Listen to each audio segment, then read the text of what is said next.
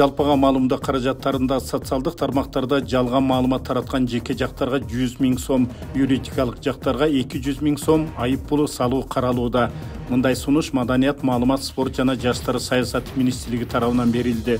Укук бузуулар жөнүндө кодекске өзгөртүүлөрдү киргизүү тууралуу министрлик иштеп чыккан мыйзам долбоор 27 августта коомдук талкууга коюлду. Долбоор коомдук кызыкчылыкты, жарандардын укуктарын жана эркиндиктерин коргоо, маалыматтык коопсуздукту камсыздоо максатында жазылган айтылат. Айта кетсек, буга чейин аталган министрлик тарабынан интернетте жана жалпыга маалымдоо каражаттарында жала жана мазактоо сөздөрү үчүн айып пул салуу демилгеси көтөрүлүп, мыйзам долбоору даярдалган.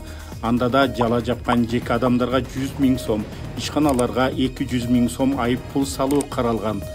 Каныбек Темиров, Евразия бүгүн.